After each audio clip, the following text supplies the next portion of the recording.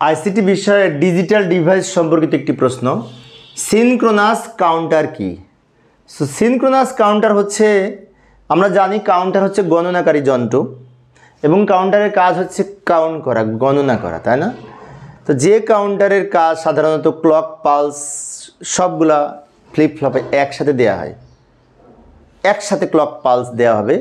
এবং এই যে আমি একটু লক্ষ্য করে দেখছি, এখানে এইভাবে উত্তর লিখতে পারি যে কাউন্টারে একটিমাত্র কমন ক্লক পালসের মাধ্যমে সবগুলো ফ্লিপ ফ্লপের অবস্থার পরিবর্তন হবে, তাকে এই সিনক্রোনাস কাউন্টার বলে। যেমন ফ্লিপ ফ্লপ কি?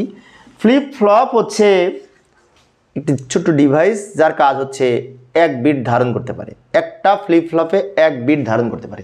যেমন এখানে 1, 2, 3টা ফ্লিপ ফ্লপ আছে, এই 3টা ফ্লিপ ফ্লপের যে এখানে ক্লক পালস দেওয়া হয়েছে, কমন একটা ক্লক পালস একসাথে 3টাকে দেওয়া হয়েছে, একই সাথে 3টা বা এখন 3টা ফ্লিপ ফ্লপের মাধ্যমে আমরা জানি 2^3 সমান 8টি সংখ্যা কাউন্ট করতে পারবে, 8টি সংখ্যা কাউন্ট করতে পারবে। এবং এই 3টা ফ্লিপ ফ্লপের সংযোগ বা ক্লক পালস একত্রে দেওয়া হবে। আর যদি আমি একটার পর একটা দিই, একটার ইনপুট আউটপুট পরবর্তীতে কাজ করবে, এইভাবে যদি আমি পালস ব্যবহার করি, সেক্ষেত্রে তাকে বলা হবে অ্যাসিনক্রোনাস কাউন্টার। আর সিনক্রোনাসটি হচ্ছে যে কাউন্টারে একটিমাত্র ক্লক পালস, কমন ক্লক পালসের মাধ্যমে সবগুলা ফ্লিপ ফ্লপ একসাথে অবস্থার পরিবর্তন করবে, একটা কমন পালসের মাধ্যমে। এটাই একটু খেয়াল রাখবো।